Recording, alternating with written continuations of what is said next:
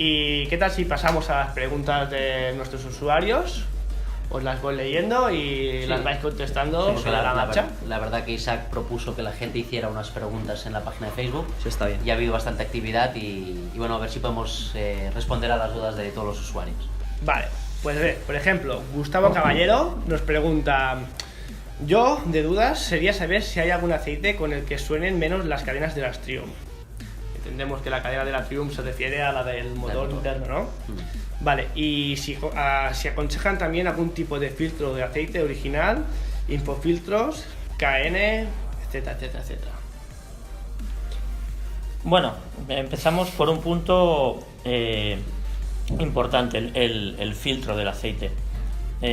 ¿Por qué me suena la cadena? Y a mi amigo no le suena la cadena. Primero, hay que ir con mucho cuidado con los aceites, con los filtros de aceite no originales, porque el fabricante diseña un filtro con un tamiz, con un paso de aceite, con una presión, y eso no puede ser exactamente copiado por otro fabricante, ¿no? Entonces, podemos llevar el mismo lubricante, la misma moto, y a uno le suena un poquito la cadena y a otro no. Una de dos: o ese filtro no es original y no está llegando la temperatura al tensor, la presión al tensor correcta, ya sea por temperatura o por tipo de lubricante, o la segunda opción es que tengas el aceite muy degradado, esté muy diluido y el tensor no tenga la presión correcta, ¿no? ¿Qué es lo que podría pasar, por ejemplo, si estamos usando este aceite en circuito y le estamos llevando los kilómetros, por ejemplo, que le harías sin entrar al circuito, que ya se estaría degradado, ¿no? Y correcto, dejando pasar ya unos kilómetros ya de más, es cuando... Exacto. Podría ser. O lo hemos subido 20 grados, por decir una cifra, 20 grados, su temperatura normal de trabajo, y se nos ha diluido fácilmente un poco. el circuito se puede llegar a alcanzar, ¿no? Y fíjate que se me acaba de ocurrir un punto nuevo. Es decir, una moto que tiene mucho kilometraje, es decir, que no te suena pero te empieza a sonar, también podría ser incluso por residuos. Es decir, si tú tienes un circuito hidráulico dentro del motor que funciona con una presión adecuada, en unas condiciones que tienen que ser óptimas, el hecho de que tú tengas ahí un residuo que no debería estar te puede alterar la presión del circuito y dar estos errores que te puedes volver loco para encontrarlo. Es decir, te puedes literalmente volver loco y decir, ¿qué está pasando aquí? Si llevo el filtro original, sobre todo el cuando aceite vienen que al taller toca... y los mecánicos se ponen y no dan con el problema, ¿no? O sea, tú lo ves que está todo correcto. Correcto. O sea, no hay ningún fallo mecánico, ¿no? Exacto. esto de la cadena, para algunos que aún no sepan muy bien, es el traqueteo que se escucha a veces en el ralentí, ¿no? Es el traca, traca, traca, que dice, hostia, se me ha roto algo ahí y que hay algo suelto. Es normal, pero cuando suena mucho ya no es tan normal, Obvio, ¿no? Sobre todo llega un momento que cuando te acercas a los mantenimientos, que los aceites ya empiezan a perder un poquito sus condiciones, también es un aviso, ¿no? Sobre todo hay gente que viene aquí, ostras, me suena un poquito, a ver, arrancas la moto, oyes, pones la oreja debajo, le miras el kilometraje, 10.000 o 11.000 kilómetros, ostras, has hecho el mantenimiento, no, me toca ahora, la semana que viene. Sí. Cuando pasan ese mantenimiento, realmente luego ese ruido desaparece, ¿no? Yo os lo digo, sinceramente, llego a escuchar en el circuito una vez, me separó una triple blanca, se paró, el tío vino empujándola desde el pit lane. Digo, ¿qué te ha pasado? ¿Te has caído? Dice, no, es que me suena raro. Digo, ¿cómo que te suena raro? La entendió, y es que el traqueteo era, pero un escándalo, como si dejaras una llave inglesa suelta por ahí. Claro, a lo mejor... Claro, es que al final hay que ser conscientes de los mantenimientos, ¿no? Raramente pueda hacer un ruido así si has pasado por tus mantenimientos insistentemente cuando te marca el fabricante. Respetad el mantenimiento de vuestras motos, es importante. Muy importante. Vale, va, siguiente pregunta. Rubén Gastaitz pregunta: ¿hasta qué punto pierde o no pierde propiedades el aceite una vez abierto el bote? ¿El sobrante que queda, que no vas a usar, por ejemplo, en un año? Bien, los aceites en sí son productos que al final son productos orgánicos, es decir, que se degradan. Entonces, sobre todo si están en contacto con el oxígeno a alta temperatura y con ciertos metales. ¿Qué pasa? Que en la lata realmente, como el proceso de oxidación que tiene el aceite es muy muy lento, tú puedes abrir la lata, echar el aceite en el motor y el resto que te queda lo podrías tener en la lata incluso un año o dos perfectamente. O incluso has abierto la lata y has dicho, oye, pues no, es que al final no lo voy a poner, lo cierro, y por lo que sea haces el mantenimiento y la lata sigue quedando en el garaje, que hay gente que le pasa, también No hay ningún inconveniente siempre que la lata esté bien cerrada y en un sitio en el que las temperaturas sean más o menos estables. Es decir, que no esté, por ejemplo, debajo de un techo pegado en el sol en verano y en dentro del invierno. frigorífico. Exacto. Pero si no, todo lo que es producto químico empieza a alterarse cuando hacemos un cambio de temperatura brusco. Por ejemplo, temperatura ambiente a 100 grados. Entonces es cuando empieza un proceso químico que se degrada y no se puede evitar. Por eso muchas veces en los manuales veis que pone 10.000 kilómetros o un año. Exacto. Pues viene por eso. Vale, a ver, o sea, Sí. tenemos que dejar la lata en que no le toque la luz directa del sol, bien Debidamente bien almacenada. bien cerrada en el garaje, habría no había problema, ¿no? Ningún problema de que el aceite esté abierto un año o dos. Eso se me ha ocurrido otra pregunta que mucha gente, no, hostia, no voy a hacer la revisión ahora porque es que solo he hecho 3.000 kilómetros, pero la moto tiene un año desde que hiciste el último mantenimiento, ¿no? Es importante, ya no solo porque pierdas la garantía o no pierdas la garantía de un fabricante, El aceite sino pierde propiedades. por la vida de tu moto, ¿no? Porque al final puede Sí. correr un peligro a larga distancia Por si eso- no mantienes los intervalos en Por eso tiempo. lo he dicho, pero mucha gente hace eso, es decir, utiliza la moto y como la utiliza poco, porque la utiliza solo para el fin de semana, te dicen es que tengo un año pero hago muy pocos kilómetros. Entonces, Da claro, como igual. dices 10.000, claro, hay que tener en cuenta que ese aceite tú una vez ya lo has calentado y lo has llevado al extremo, el producto químico se degrada, ya no lo puedes frenar. Es un proceso que Claro. una vez se activa ya no es reversible. A lo mejor no hará falta un cambio de filtro de aire, porque si está nuevo se puede soplar Eso a lo fuera, mejor no. pero Pero el aceite y aceite, filtro- filtro de aceite, Sí. anualmente hay que pasar, respetar. hagas o no hagas el kilometraje. Correcto. Muy bien. Siguiente pregunta de Nicolás Rodríguez. He leído que en una moto cuando se utiliza, por ejemplo, 1050 o 1550, no es conveniente bajar al 40, es decir, a 1040 o 1540, ya que el motor se echa, se le ha hecho la tolerancia de 50 y al poner 40 se consumiría. Me cuesta admitir ese planteamiento, pero como he dicho en algún foro circuitero, por otro lado, hay bastante constancia de que Motul es mejor. Bueno, esto ya sería. Es un poco personal, eso ya. Serían cosas personales. Pero, ¿nos podrías explicar un poco el caso de la pregunta que nos está haciendo aquí el amigo Nicolás? Bueno, a ver, como siempre en los foros, circuitos, grupos, Barras de bares. barras de bar, siempre hay las típicas historias y leyendas antiguas, ¿no? Los materiales de hoy en día de los motores, los bloques, los tratamientos de las camisas y tal, árboles de levas, válvulas, todo esto ha evolucionado de una forma brutal, ¿no? Antes, un motor, años 70, años 80, eran unas fundiciones muy primitivas, tenían unos desgastes muy exagerados. Entonces sí que un motor que estaba trabajando con 20-50, habitual en la época, 20-50,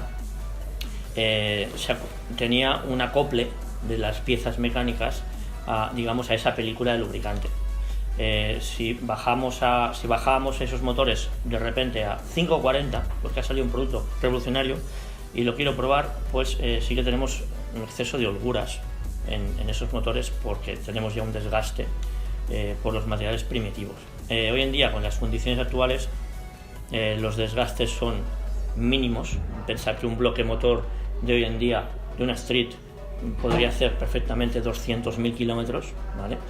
Pues eso, que un día llevemos 10.50 y a la semana siguiente pongamos 10.40, no tiene que No le afectaría afectar a nada, porque estamos hablando de que hoy en día los desgastes son de micras, no como antiguamente que los desgastes eran visuales, ¿no?